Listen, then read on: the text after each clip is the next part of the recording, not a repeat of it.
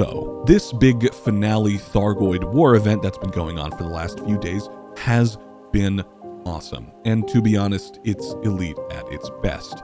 I have a more comprehensive video about the significance of this event in the works, but it kinda requires the event to end. But there is more content to be made here because this is the final of the 8 Titans. It felt special, like I had to do something special for it. It's literally invading Sol, floating right above Earth, sprawling outwards into the core systems. This event has been a very big moneymaker, myself making over 3 billion credits so far, getting me out of an exo-bio-gibbing mix grind that I didn't really want to do, paying off my carrier maintenance for probably about a real-life year, and buffing up my wallet for the upcoming star system colonization update.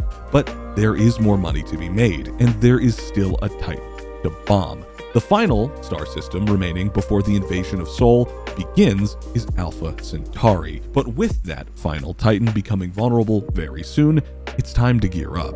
For the first half of the war, I had been using a Federal Corvette to do my Titan bombing. It was a core damage support ship hybrid thing.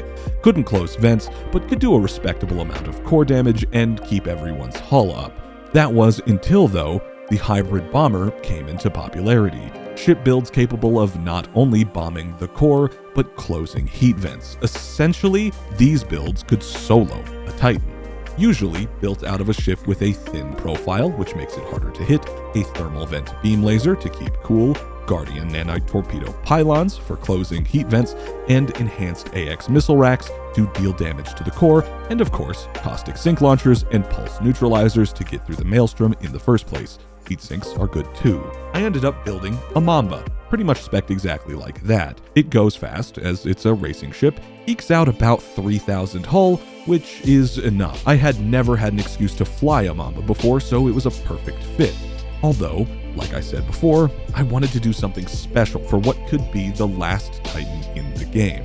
I mean, while yes, Frontier has spent years developing and deploying the Thargoid War simulation, they haven't publicly stated whether or not all of these gameplay loops they spent all of this time on are just gonna disappear forever when the final Titan is destroyed. So I figured it was time to go all out one last time, as there is a way to make an even better hybrid bomber. See, the special thing about star systems that contain Titans is that Guardian tech melts off of your ship when you enter them. This was a big surprise in the beginning of the war because Guardian weapons are standard for AX or anti-Xeno combat. But later on during the war, through community gold storyline stuff, the anti-Guardian Zone resistance modification was released, given out by Ram Ta. The only issue with this modification is one of the 3 materials required to apply it, the tactical core chip, is incredibly annoying to get. It required farming the large Thargoid drone things that invaded surface settlements back over almost probably a year ago now, and wasn't even a guaranteed drop chance. In my experience, it was straight up rare. I won't go into the process of how you get them because it's kind of annoying. And Frontier agrees, because conveniently, during the server maintenance that happened right before the Titans started invading Sol, it was removed from the recipe. So now, all you have to do to get the modification is go into a maelstrom, float around for a while, and collect some caustic crystals. Then, fly down to the Titan and scrape hardened surface fragments off of the hull with an abrasion blaster. The only quirk about this is that you seem to need to do it on a live Titan. So, does that mean when the war ends, this engineering thing is just going to be impossible to get? I don't know, but regardless, I went ahead and retrofitted a Type 8 with caustic sinks, a thermal vent laser, an abrasion blaster, and a collector limpet controller, and of course, that neutralizer, and got it done. Ironically, it took more time getting the ship together than it did getting the materials, and you get a lot pretty quickly. Something to remember is that when you pick up 1 caustic crystal, for example, you actually get 3 in your inventory. This is a pretty clever mechanic that I wish other grindy games utilized. With all that said and done, I swapped my pre-engineered AX missile racks, which were their own headache to acquire, with Guardian shard cannons, made my way over to Phoenix Base and engineered them with resistance. And even though the Titan isn't quite vulnerable yet and it still is maximized in its damage resistance, I gotta test it just to see how it feels to finally fire off those shards into a Titan and man, it was nice.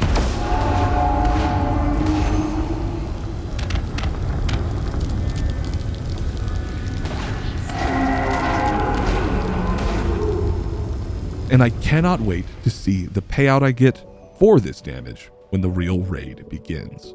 Now, here's the thing.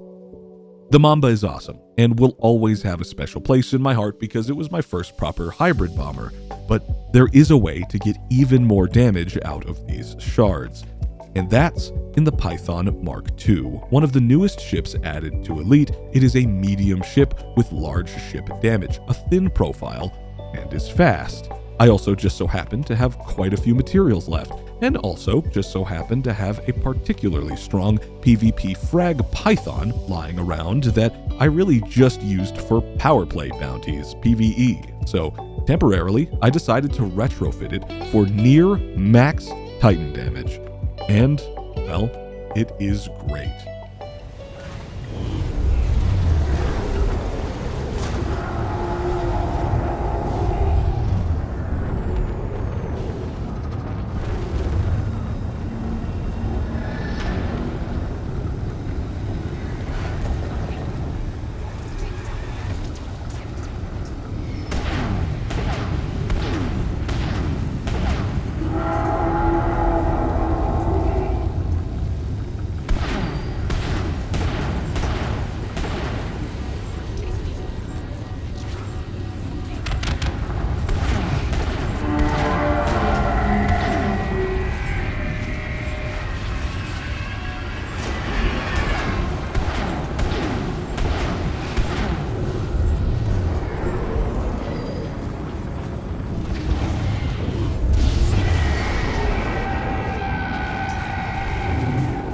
I'm gonna have to get a new beam laser. The size 1 was enough to cool the Mamba, but not enough to cool the Python under that magical 20%, while boosting and firing, that is. But that damage is nice, and I can't wait to bomb this thing for real. I did some really rough calculation, and currently the payouts seem to maybe be a little weird, so don't quote me on any of this. But let's say I can expect somewhere between 5 to 10 million credits every single run when the actual raid begins. If I synthesized premium ammo, hopefully I could get upwards of 15 to 20 million credits per run. Like again, don't quote me on this, but at that rate, I could roughly see 500 million credits per hour. I don't need to say how overpowered that is, but I guess for now, we'll just have to wait and see. Thanks for watching.